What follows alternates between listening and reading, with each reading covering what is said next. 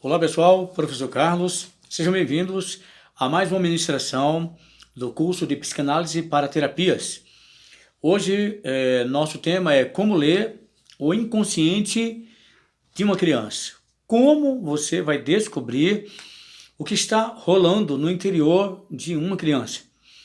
O adulto, né, o adulto em si, já é trabalhoso, né, porque o adulto ele é bem diferente da criança. A criança é inocente, a criança é pura, a criança ela é sincera, a criança ela é verdadeira, enfim, né? Quando fala criança, é a criança e até certo nível do início da adolescência. A partir do momento, não adolescência exatamente, né? A partir do momento que a gente chama de idade júnior, né? Ou seja, que vai saindo dos 7 anos, 6 para 7, 7 em diante. A fase fálica da criança, que é de 3 a 5 anos, é a fase onde as manifestações emocionais elas são mais claras para o analista, né? Para a pessoa que está analisando essa criança. A idade entre 3 anos, de 3 a 5 anos, que é a idade fálica, a fase fálica, onde o eu dessa criança começa a se desenvolver, é o chamado eu, e começa a dar os valores, né?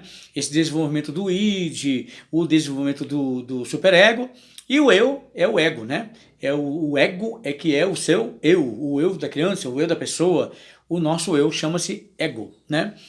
E como já vimos lá na primeira aula, nós somos formados, né, pelo id, ego e superego, entende? Então no id, no ego e no superego, o que acontece? Nós temos as pulsões daquilo que é para fazer coisas ruins, né? Ou seja, ruins em termos, né?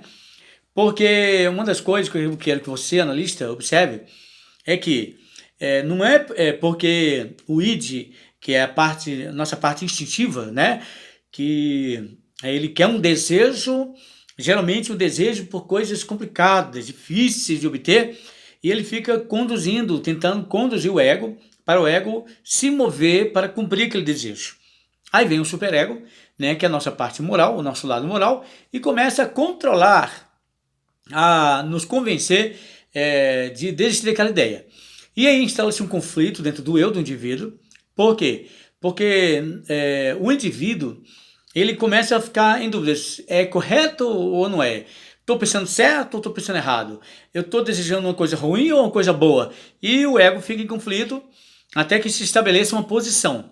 Se ele resolver, não, eu estou querendo, é o meu desejo, eu acho que não tem nada a ver, isso é importante para mim, ou seja, também não quero saber de nada, não quero que ninguém fale no meu ouvido, que ninguém fale nada, eu não quero nada, eu só quero cumprir o que eu quero, no meu desejo. Então ele está dando lugar ao id. E muitas vezes, ou na maioria das vezes, quando a pessoa ela pensa como o superego, né, atua, direcionando essa pessoa a desistir da ideia. E aí isso é muito importante entender. Por quê? Porque não é porque o id é o nosso instinto tendencioso a quebrar regras, a ser indisciplinado, não é porque ele é desse jeito, é que tudo que é um desejo como diz a história, é um pecado errado, é pecaminoso, é um desvio de conduta, não. Muitas vezes o superego ele quer reprimir o id, mas por um desejo que na verdade é uma coisa que vai ajudar o ego a conquistar, a ser. E isso é muito importante analisar. Por isso que esse conflito entre id e ego, entre id, ego e superego, precisa ser analisado mais profundamente. E eu vou falar um pouco sobre isso ainda antes de terminar as nossas aulas do curso, que acaba agora entrando no próximo mês, né? Lembrando, pessoal, vamos concluir, né, essas aulas agora a partir do dia 6 de março, tá? Bom, e aí por que eu falei tudo isso do id, ego e superego? Por quê? Porque tem que se analisar isso na criança, e a criança começa a desenvolver o id, o ego e o superego bem cedo, né? Bem cedo, logo a partir dos 3 meses, 4 meses, começa a desenvolver. E aí, em que circunstância, como isso se desenvolve? E quando passa ao estado fálico, né, idade fálica, que há uma maturidade maior em relação ao seu ser recém-nascido, então começa a desenvolver mais firmemente, né, o ego, né, aparecer mais nessa fase de 3 a 5 anos de idade. Bom, como ler o interior de uma criança? Primeira coisa que eu quero que você entenda, quando você vai colocar uma criança para análise, a minha dica para você é que você coloque essa criança para... não vai dar certo você ficar, fala aí, o que você tem? O que você acha? Tá sentindo o quê? Isso não vai dar certo porque a criança não sabe explicar o que ela tem. Entende? Ela pode até dizer que, estou sentindo uma dor, ela não vai falar assim, olha, eu estou com problemas emocionais, eu estou com dificuldades emocionais, eu vim aqui para tratar. Ela não vai, porque ela não tem essa maturidade. Mas, você pode extrair dela coisas, dela, sem ela falar muita coisa. Por exemplo, primeiro, vou dar uma dica, peça para desenhar uma floresta, né? E nessa floresta, lógico, a floresta vai ser verde, ele já vai perceber que vai ser verde, né? Vai, por instinto, né, estar desenhando, né, a floresta, às vezes com rabisco, mas bota uma cor lá, né? A cor tem que ser verde, né? E, enfim, mas aí, o que acontece? Até a floresta, você não vai analisar aquela cor, mas você pede para ele desenhar em torno de 5 bichinhos, né? Olha, o que tem na floresta? Desenha 5 bichinhos e deixa ele desenhar. Aí ele vai desenhar qualquer coisa aí que ele vê na mente dele. Geralmente, a criançada desenha tigre, macaco, onça, coloca boi, capivara, peixe, cobra, né? E vai pintar esses animais. Esses animais, muitas vezes, não são pintados pela cor que eles são, né? Mas o indivíduo, essa criança, vai pintar isso de uma forma que ele entenda que ali é a melhor cor. Só que essa melhor cor já vai estar exprimindo, demonstrando uma ação das emoções dele. Por exemplo, se ele não desenha nada e deixa em branco aquele bichinho, vamos supor que ele desenhou uma onça, né? Uma onça, né? Então, aí, só que ele não pintou essa onça. A onça pintada, mas ele não quis pintar, ele deixou a onça branca, somente o desenho lá. Não quero pintar não, não quis pintar. O que tem a ver a onça ficar branca? É porque o branco, ele demonstra que essa criança tem paz e tranquilidade, ou seja, a tendência dela é ser melancólica, né, fleumática. São crianças mais calmas, mais tranquilas, e aí ela vai buscar inconscientemente uma cor mais tranquila, seja o branco, que é a cor da paz e da tranquilidade. Compreende? Aí você começa a ler essa criança através das cores. Tá, mas só que ele pintou um tigre. Ele pintou um tigre. E aí, como é que faz? E o tigre não é uma coisa ruim? Sim, é uma coisa ruim, só que ele de uma forma mesmo imatura, ele tenta ver o lado bom daquele bicho. Ou seja, ele pode estar sentindo alguma coisa ruim, mas ele entende que aquilo ali, se ele vê alguém da confiança dele, conversar com ele, se sentir seguro, vai dar certo e aquele bichinho não vai ser tão ofensivo. E vai se tornar na mente dele inofensivo, ou já é na mente dele inofensivo. Ele só busca alguém para conversar com ele. Compreende? Com ele o bicho não, com ele a criança. Bom, por isso que o branco, ele significa paz e tranquilidade.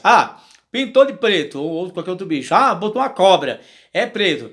Preto significa angústia, medo e perdas emocionais. Então, com certeza, a criança está sofrendo alguma situação na casa dela, entre os pais, ou entre ali a mãe, ou entre ele e o pai, ou entre o pai e a mãe, ele fica só observando, ou entre o pai, a mãe e a família, o pai, a mãe e o avô, o pai, a mãe e a avó, ou o pai, a mãe e o irmãozinho, entende? Então, haverá uma manifestação e ele vai, em escrever, desenhar, vai desenhar algum bicho peçonhento, um escorpião, uma cobra, ou então vai desenhar lá, não, é um bicho, é um fantasma, talvez isso é um demônio, porque a criança, minha filha, tem mente super fértil. Então, não, que é um ser forte, maligno, do mal, enfim. ele vai justificar, mas ele vai botar uma cor. Se ele pintou de preto, já viu, né?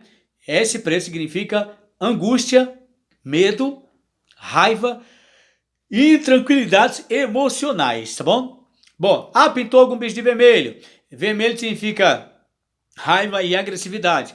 Pintou de azul. Azul significa serenidade e também equilíbrio emocional. É uma criança que ela é dada assim, a entender. Quando se é explicado algo, ela entende e não vai ficar sofrendo pelos cantos, entende?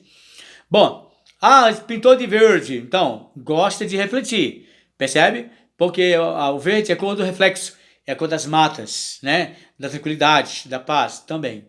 Bom, pintor de laranja é criatividade e entusiasmo, tá? O laranja é muito utilizado em festas, tudo que é muito para cima, né? Alto astral, enfim.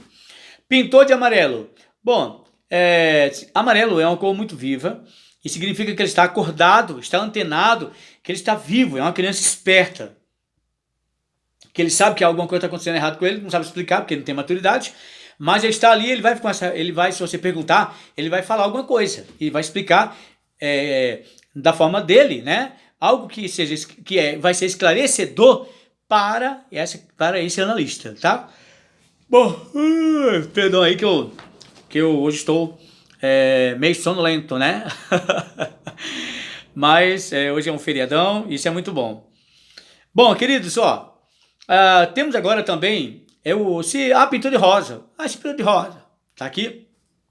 Na minha cola tá aqui, do lado. Tô lendo aqui. Pintura de rosa. Rosa significa a cor do sonhador. Entendeu? Do lúdico, né? Da princesa, do príncipe, da princesa, né? A princesa procurando, esperando seu príncipe, uma coisa de Barbie, uma coisa de boneca, entende? A cor rosa é uma cor que traz muito a fantasia, né? A utopia, o sonhar, enfim.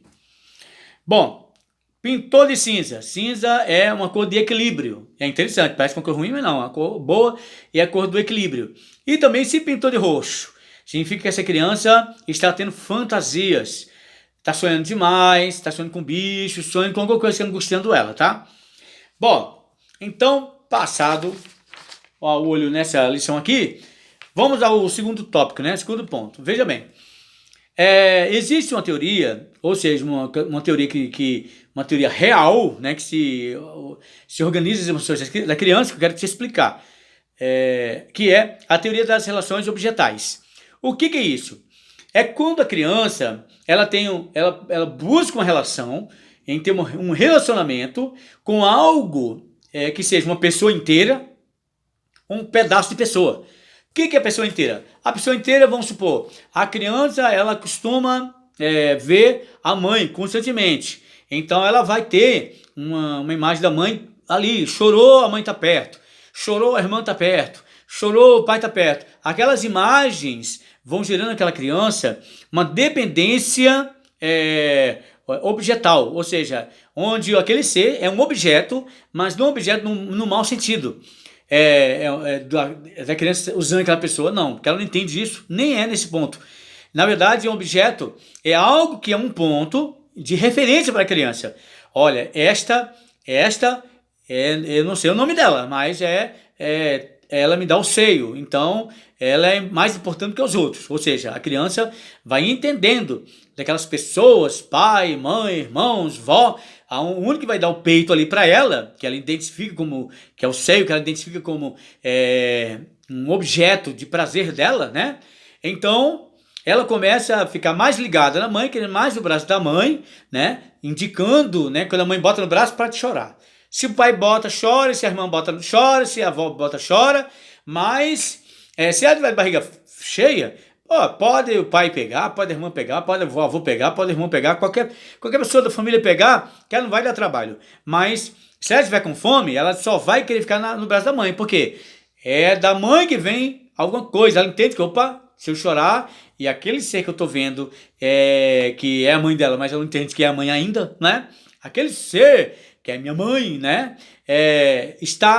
Vai trazer algo que vai ser a mamadeira, a chuquinha, ou então o bico do seio, né? Do seio, ou seja, para dar o mamar. A criança, ela tem um relacionamento objetal com a mãe, entende? E também, vamos supor que, gosta do seio da mãe, por causa do leite, mas ele quando o pai vai nanar aquela criança, então ela dorme nos braços do pai.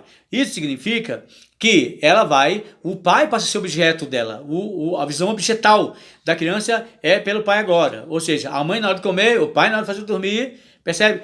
Chega a irmã e brinca. Então, quando a irmã chega e brinca, aquela criança começa a fazer a irmã de um ser objetal, porque as brincadeiras dela divertem a criança. A conversa, a voz da irmã diverte a criança se sente bem. Então ela vai criando um relacionamento objetal com a família. E isso é muito bom para a criança. Agora, quando o analista vai analisar essa criança em alguma situação em que está gerando uma angústia, eu digo criança entre... essa criança, dependendo do estado do histórico, né, e da criança, isso não é regra, porque uma regra total, porque a criança ela pode ter 3 anos, mas tem criança que tem 3 anos, mas tem corpo de 4 e mente de 4 anos. Acontece. Assim como tem muita gente adulta que é irresponsável, que atua como criança, tem muito jovenzinho que é uma criança. Quando vai fazer as coisas, parece uma criança fazendo. Não entende, cria birra e faz um monte de coisinha que não tem nada a ver com uma criança de 15 anos. Compreende? Assim como existe crianças que são mais maduras, independente do porte físico, a mente amadureceu mais rápido, esses adultos que também são mais maduros, mesmo tendo uma idade mais jovem, como pode ser o contrário também. Então, depende muito da criança para essa análise. Mas eu vou dar a dica, uma criança em torno de 4 anos para frente, já fica melhor para você atender e fazer uma análise psicanalítica dela. Eu, por exemplo, já atendi crianças de 5 anos, crianças de 4 anos, né? Tem uma criança de 5 anos que eu atendi a semana passada, que a criança conversou e falou e interagiu comigo, e enfim. Inclusive vou tentar fazer uma entrevista com essa criança, né? Um atendimento com ela, para que possa jogar, não falando o nome da criança, né? Por ética, mas eu vou jogar essa entrevista com essa criança, esse atendimento com essa criança, essa sessão com essa criança, eu vou colocar aqui no grupo para você analisar e você ouvir como que procede, tá bom? Bom, vamos ver então a continuidade dessa linha de raciocínio. A criança gosta de criar um vínculo objetal, ou seja, vínculo com o pai, vínculo com a mãe, vínculo, enfim, geralmente o pai não tem seio, né? Então vai criar o vínculo do mamar com a mãe, o vínculo do dormir com o pai, ou então a diferença da voz grave do pai com a voz fina da mãe, que ele vai discernindo o ser objetal, não é isso? Então, isso é muito importante, né? Então, queridos, veja bem. Agora, mas quais são mais sobre esses relacionamentos, esse relacionamento objetal? Ou seja, os objetos, eles são interligados. Então, ou seja, a mãe é interligada, o ser da mãe completa, o ser completo é interligado pelo seio. O pai é interligado pela voz, a irmã pela brincadeira, o irmão pela brincadeira, e a avó pelo dengo, e assim por diante, né? Agora, veja bem, quando você vai analisar, quando analisamos uma criança, eu estou falando da visão e do tratamento que a gente segue da linha kleiniana, que é Melanie Klein. Melanie Klein ou Melanie Klein. Então, esta mulher, que foi uma grande psicanalista, que faleceu agora na década de 60, né? Esta mulher, ela na área do atendimento de criança, ela evoluiu as teorias de Freud. Foi muito legal. Freud não atendia crianças. Freud criou todo esquema baseado em adultos e não em criança, embora ele analisasse a criança como um ser geral, né? Criança, infância, criança, raça humana, mas não uma criança ser único ali a ser analisado. Melanie Klein já fez isso, ou Melanie Klein já fez isso. ela desenvolveu as teorias, inclusive essa que eu estou falando para vocês, que é a teoria das relações objetais. Bom, e por quê? Porque não é bom analisar pela visão de Freud? Porque Freud, ele analisa muito o ser humano, o biológico, né, que afeta o afetivo. E a Melanie, ela analisa o afetivo que afeta o biológico, que é o que acontece com a criança. Como a criança não dá para analisar biologicamente ela, né, comportamentos biológicos, porque ela é pequena demais, então analisa-se pelos fatores afetivos, né? A ligação com um, a ligação com o outro, a ligação com um, a ligação com o outro. Ok, então, deixa eu pegar aqui a minha cola que caiu aqui. Bom, então, gente, ó, analise-se muito a intimidade da criança, que é essa área do afetivo, né? A intimidade dela com alguma coisa. A intimidade dela com o seio da mãe. Por que o seio da mãe? Por quê? Porque o seio, agora, numa visão freudiana, né, que é importante, Melanie cita isso aí, nas suas teorias, nos seus tratamentos com a criança, de que o seio, ele é o objeto de prazer e de desejo da mãe. Mas quando ela quer o seio e a mãe não dá, porque aquela criança, a mãe entende que aquela criança já está farta do mamar, e a mãe tira o seio, então a criança vai gerando uma coisa chamada, vai gerando, ou bota em prática, né, um instinto, né, um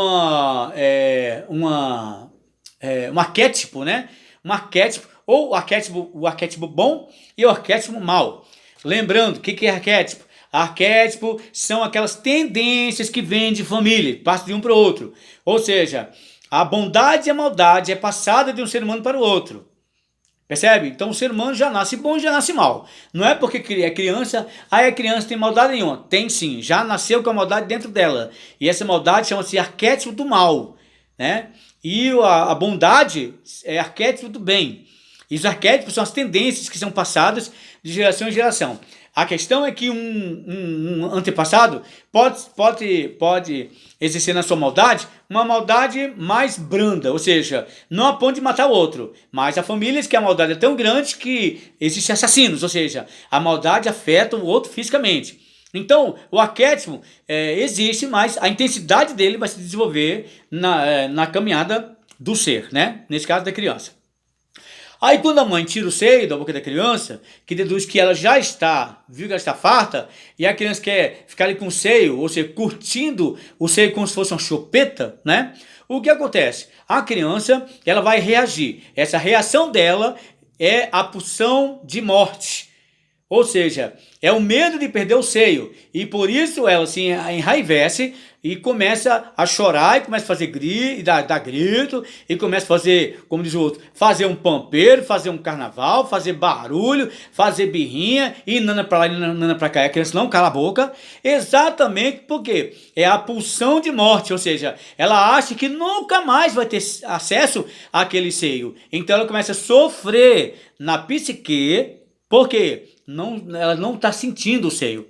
Aí a mãe resolve de novo colocar o seio na boca da criança. Ou então, não precisa ser o seio, pode ser a chuquinha, o mamar, para dar de mamar. Aí o que acontece? A criança, ela, não. Aí aquieta aquele arquétipo do mal, ou seja, o vilão que quer se encontrar aquele seio, vai arranhar o seio, vai ferir o seio, vai morder o seio. Aquilo ali vai se abrandando e a criança passa a ficar tranquila. E aí vem o quê? A pulsão de vida. Não, eu não perdi, eu estou viva, estou com o seio de novo, ou seja, estou com o meu mamar de volta. Então é assim que funciona na psique da criança, compreende? Ou seja, a criança, ela busca, nessa fase dela, a partir a primeira partida que ela nasce, né? Mas fica mais forte, né? Para ser mais visível a partir do final do segundo mês, entrar no terceiro mês em diante, a criança passa a mostrar realmente essas tendências que eu estou ministrando para vocês agora. Bom, veja bem, então, o que eu falei? Peço para a criança desenhar, né? E pede para ela pintar. É uma criança de 3 anos em diante, ou 4 anos em diante, e pede para ela pintar, enfim, né? Geralmente até 6 anos uma criança pode ser atendida, feita uma leitura interior da criança de até 6 anos. 7 anos já é uma idade avançada e ela já entende que já tem um eu já definidíssimo, né? E quem entende coisas já, o sim e o não, ela já entende, né? Bom, veja bem, ou seja, a criança, quando você, analista, for observar a criança, analise qual o nível de segurança que a mãe passa para essa criança. Qual o nível de envolvimento que essa criança passa. Porque, por exemplo, vamos supor que essa criança está sofrendo na mão da mãe. Você não sabe que a mãe é a madrasta. Entende? Veio para uma sessão, né? A criança está chorando, está dando trabalho e tal. Vai começar a fazer as perguntas? Já pergunta se aquela mãe é mãe mesmo, biológica. Porque se for madrasta, a possibilidade das crianças estar sofrendo na mão da madrasta é muito grande. Ou na mão do padrasto, né? Pode ser muito grande. Então tem que se analisar. Mas se a criança só sofre na mão da madrasta? Não. Tem crianças que sofrem na mão da mãe mesmo. Que tem mãe que é desnaturada, é irresponsável, tem mãe que abandona o filho, tem mãe que tá nem aí, não cuida do filho. E aí o que acontece? Justiça vem, pá, e toma aquela criança e manda para um internato, para outra pessoa adotar aquela criança, porque a mãe perde o direito da criança, porque não sabe cuidar, não quer cuidar, é irresponsável, é meio piradona, né? O pai, a mãe e assim por diante. Bom, a criança, observe quando o que a criança foca. Ela está olhando o quê? Quando está comendo. Está focando mais a mãe? Está focando mais em alguma coisa? Ou seja, foca mais a mãe na hora da comida? Ou os olhos estão focando em outra coisa? Entende? Dependendo do focar dessa criança, se ela está focando para o vazio, está pensando, está analisando algo que ela não entende, mas está calculando, né? Talvez, bom, quem é esse aí que me pegou? Minha mãe mesmo? Ou quem é? E sei lá, deve estar pensando alguma coisa. Pode ser qualquer coisa. É o pensar da criança. Ou então, se ela estiver fitando alguém, esse alguém automaticamente está influenciando essa criança no relacionamento. E pode ser uma coisa boa, ou pode ser uma coisa ruim. Aí vai se analisando, dependendo da caminhada com a criança. Bom, veja bem, a criança, ela se torna muito ansiosa por causa da pulsão de morte e pulsão de vida. Lembrando, pulsão de morte é quando tem medo de perder o afeto, né? Aquele braço que o balança, aquele seio que o alimenta, aquela chuquinha que mata a fome dele, aquele pai que balança, aquela irmã que brinca. Quando o medo dele é perder. E isso porque ele se sente muito bem amparado, né? Ele se sente seguro, né? Embora não seja exatamente quem são os personagens, mas ele emocionalmente se sente seguro. Como ele se sente seguro, aí, queridos, acaba ele não tendo muita dificuldade para poder, assim, se relacionar. Por quê? Porque ele vai criando, né, um vínculo, né? Isso é importante. Agora, quando esses personagens, eles são tão fundamentais na vida da criança, que se passa muito tempo sem aparecer, a criança passa a ter ansiedade. Ou seja, ansiedade porque o pai não apareceu. Ou ansiedade porque é o pai não tá. Tá trabalhando. Aí fica aquela preocupação. E aí a mãe fala, chega logo que no caso aqui da nossa casa, é a Manu. Chega logo que a Manu tá esperando você. Já balancei pra lá, balancei pra cá, mas ela não para. Tá chorando e quer o pai. Ou seja, a criança sente falta do pai. E aí quando o pai chega, acalma-se aquilo ali. Ou então se a mãe chega e a criança fica com o pai, a mãe vai fazer compra, sei lá, vai resolver alguma coisa, né? Vai numa consulta, vai no médico, sei lá. Aí o que acontece? A criança fica com o pai.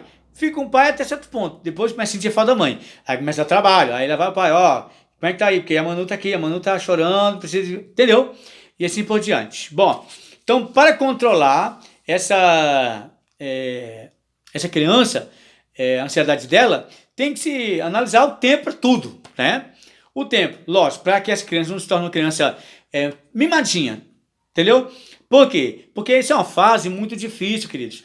Todas as vezes que vó faz tudo que a filha quer, que a neta quer, que o neto quer, ou então a mãe faz tudo que a filha quer, ou então o pai faz tudo que o filho quer, ou que a filha quer, que o filho quer. O que acontece? Aí cria aquele adolescente, aquele ser humano inseguro, frágil, quando não tem alguma coisa, né? Aí começa a dar trabalho porque não tem, tá entendendo? Por quê, queridos? Porque exatamente criou um ser frágil, um adolescente frágil. Por quê? Por causa da criação. Então você precisa ter um controle, né? Entre atender a criança, as necessidades da criança, mas não deixar que a criança faça você refém dela. Toda hora que ela chora, tá lá. Toda hora que ela reclama, tá lá. Aí o que acontece? Cria uma criança frágil e dependente dos outros e vai ter dificuldade até de arranjar um casamento no futuro, de se formar na faculdade, de arranjar alguma coisa para fazer, de trabalhar, porque está sempre dependendo de alguém para alguma coisa. Isso é muito ruim. Bom, outra questão dos relacionamentos objetais que a criança vai gerando é uma coisa chamada posições. A posição chama-se, uma posição chama-se paranoide esquizoide, parece que é um nome doentio, mas não é, e também a posição depressiva. Na posição paranoide esquizoide, veja bem, o seio bom na mente da criança é uma paranoide esquizoide. Por quê? Vem de paranoia, né? Paranoia e esquizoide não é de esquizofrenia, não é uma doença. Aqui são atitudes, né? A criança ela gera uma certa paranoia do seio bom contra o seio ruim. E o seio bom, ou a situação boa e a situação ruim, acontece quando essa criança ela quer algo e de repente ela recebe algo que não é aquilo que ela quis. Então ela já vai gerando uma paranoia por obter aquilo que ela quer. Então ela fica dando trabalho. Mas como que a criança vai resolver isso aí? Ela tenta resolver no grito, dando trabalho, fazendo birra, se jogando, rolando no chão. Entendeu? Por quê? Porque é a forma dela chamar a atenção do adulto, né? Fazendo birra, desobedecendo, ignorando, fazendo coisa que nem está ouvindo, e assim por diante. Eu estou falando agora de crianças de 4 anos até 7 anos de idade, 7, 8 anos de idade, que já vai se tornando um ser independente, né? E que já vai, aquelas manias que não foram resolvidas quando era um ser infantil, ainda em desenvolvimento, aquelas manias não foram resolvidas, ou os pais não atentaram para cuidar bem daquela criança, fizeram muito, virou escravo da criança, ou fizeram pouco, e a criança virou escrava delas, e aí o que acontece? Dá problema. Aí começa a ter paranoia, quer um negócio, não deu, aí acontece, já começa a dar piti, e aí começa a dar trabalho para a galera em casa. Por quê? Tudo porque foi uma criança que foi gerada com dificuldades, aí virou aquela criança paranoica. Se não tiver, não está bem, né? Então, veja bem, a luta para manter contato com o peito é o lado bom. É a luta para manter o contato com o seio ou com a chuca, né? Por causa do leite, por causa do contato físico e também da sexualidade, né? O desejo da criança, não é desejo sexual, não estou falando de relacionamento sexual, nem tem cabimento. Eu estou falando da sexualidade da criança. Ela começa a ter o desejo, a vontade, isso é sexualidade, entendeu? Vontade de obter aquilo ali, né? Então é uma sexualidade. Agora veja bem, o seio bom, que é a pulsão de vida, essa criança luta permanentemente para ter contato constante com esse seio bom, né? Por causa do mamãe e também da dependência do corpo da mãe. E o seio mau, né? Na verdade, como as emoções são ambivalentes, né? Da criança, do ser humano são ambivalentes, né? O bebê pode passar a morder o seio, tipo, querendo uma ação destrutiva. Ou seja, mesmo ela está com pulsão de vida. Então ela não quer prejudicar o seio, não quer morder o seio. Mas a pulsão de morte, ou seja, o medo de perder o seio, faz com que ela tente arranhar o seio. Faz com que ela tente morder o seio. Ou então que ela tente segurar o seio e não queira largar. Você entende? Então isso aí, essa ação toda da criança é que chama-se paranoide esquizoide. Que são fases que a criança ela passa. Quando a criança não consegue passar por essa fase, ela cresce um adulto dependente e codependente do outro. Quando casa, vira aquela mulher que o marido manda nela. Ou então, quando casa, vira aquele homem que a mulher manda nele. Por quê? Desde a infância não foi resolvido essa questão do domínio, né? dá a ele o que ele precisa, mas é sempre de forma dosada e controlada para que ele possa entender que tudo tem um limite, né? Enfim, bom, agora essa luta entre o bebê e o domínio ou perda do seio é o nascimento desse ego infantil, compreende? Então, toda essa briga toda, juntando paranoide, esquizoide, né, com também a posição depressiva, né, a posição depressiva, ou seja, na posição depressiva, a criança passa uma fase em que vai querer destruir o seio da mãe e, ao mesmo tempo, tem medo de perder ele para sempre. Ou seja, nessa fase depressiva, a criança fica meio atordoada, meio de conflito, tá ligado? Por quê? Porque ao mesmo tempo ela quer se vingar pela perda do seio, porque quer, já gerou ansiedade, quer, e quando a mãe não dá na hora que quer, só dá na hora que precisa, aí tenta reagir, e se a mãe dá na hora que não precisa, e o pai dá as coisas na hora que não precisa, só porque chorou, o que acontece? Cria aquele adolescente que quer um negócio e fica infernizando a vida de todo mundo. Cria aquele adulto que fica infernizando a vida de todo mundo, infeliz a vida do marido, infeliz a vida do pai, da mãe, da galera de casa. Por quê? Porque não obteve aquilo que quer. Percebe? Ou seja, quando a criança não entende que tudo tem um tempo e tudo tem o seu prazo de validade. Mas quando cresce, já sabe, mas por causa da ansiedade que já está destruindo ele, aí fica dando trabalho à família. Então a criança tem esse conflito. Como tudo isso aí que você, né, já ouviu falar, o relacionamento objetal, né, a questão da paranoide esquizoide, né, que são os comportamentos que eu já falei, da posição paranoide esquizoide, também a posição depressiva, que eu acabei de explicar, que é essa luta, né, entre o bom e o mal, né?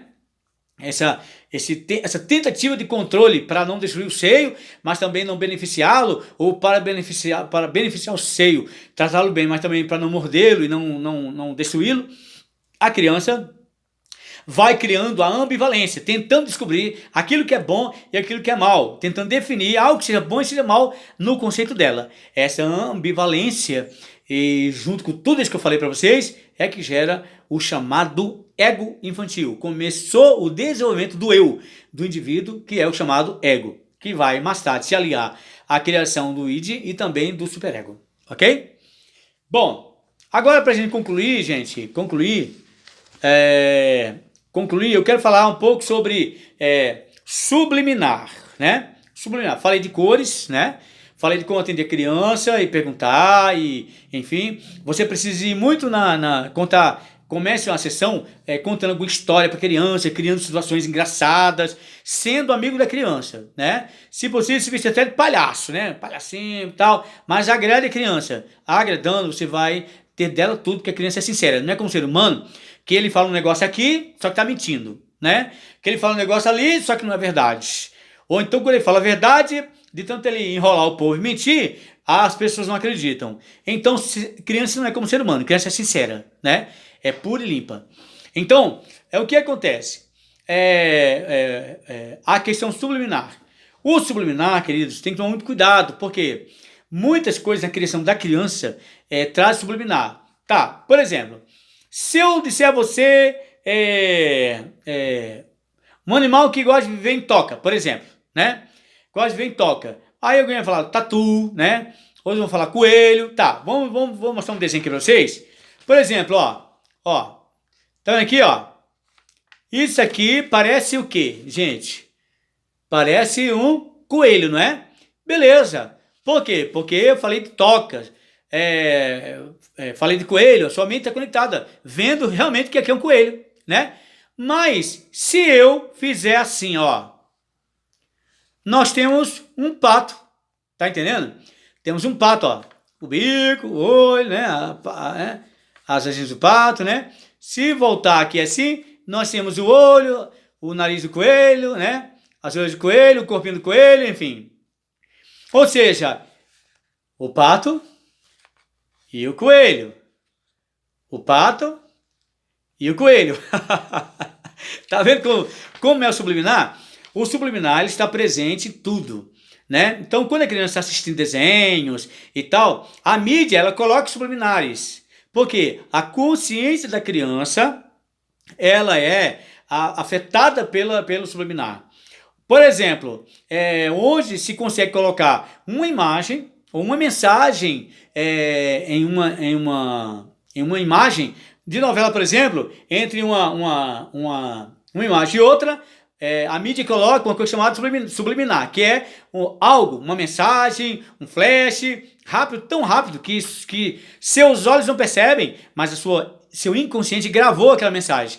Aquela mensagem pode, por exemplo, falar uma coisa boa. Olha, assista mais, vem mais coisas. Por isso que o povo vicia na novela. Por quê? Porque o que é a pessoa que ama a novela? É uma pessoa que está totalmente dominada pelo subliminar. Tá entendendo? É isso. Ah, tá. Por que será que pode existir subliminar na transmissão de um jogo de futebol? A ponto dos homens ficarem viciados em assistir jogo? Pode sim. Primeiro, gente, porque subliminar não é crime. Entendeu? A mensagem subliminar não é crime. É uma área da indústria da imagem. Não é crime. Em nenhum lugar do planeta é crime criar uma imagem subliminar, uma mensagem subliminar. Não é. O problema é que pessoas ligadas ao ocultismo, pessoas ligadas à maldade, pessoas ligadas uns psicopatas, pessoas ruins, pessoas maldosas, pessoas de índole ruim, elas podem muito bem jogar um subliminar, colocando, por exemplo, naquele filme, naquele desenho, naquela música, uma mensagem: vai se suicidar, vai se suicidar, vai se suicidar. Aí a criança assistindo um desenho, um negócio, um filme, daqui a pouco resolve pegar uma faca, como acontece. Entra na internet para tu ver quanta criançada tem que inventou um negócio, pegou fogo, meteu fogo na casa, né? Por exemplo, há uns 2 anos atrás, teve um menino que assistiu tanto desenho, tanto um filme de um guerreiro lá, que ele se vestiu de guerreiro e foi lá, matou a família inteira e ainda se matou. Tá vendo? Por quê? Porque subliminares são assim, são mensagens que são lançadas dentro dos filmes, dentro das imagens, de novelas, de filmes, né, de comerciais, de produtos de venda, produtos de beleza, enfim, exatamente para a pessoa consumir mais. Mas muitas vezes, numa dessa, vem uma mensagem ruim, em que vai destruir a pessoa, e aquela pessoa super tranquila, super beleza, resolve se matar, ou então matar o outro, ou então enforcar, ou então matar o gato, matar o cachorro, afogar, enfim, o irmão, ou matar a mãe, matar o pai, enfim, né? E assim por diante, tá bom? Lembre-se, aqui nós temos um coelho, mas aqui nós temos um pato, que é chamado subliminar. O que é subliminar? São imagens que afetam a percepção da realidade, que pode ser modificada por estímulos presentes no contexto do ambiente que está acontecendo. Aquele filme, aquela novela, aquele jogo, aquele comercial, aquele desenho. E esses estímulos podem ser auditivos, visuais ou sinestésicos. Compreende? E assim por diante. Bom, por enquanto só, né? É somente isso que eu queria falar com vocês sobre atendimento de crianças, tá? Então, fica ligado. Atender crianças não é fácil. Poucos são os analistas, né? Na região aqui de Votuporanga, né? Na região nossa aqui, né? Que vai de Santa Fé do Sul ali, Aparecida do Taboado, até São José do Rio Preto, não há outro analista que analise crianças, psicanalista que analise crianças. Eu sou o único aqui da região que faz o atendimento de crianças, entende?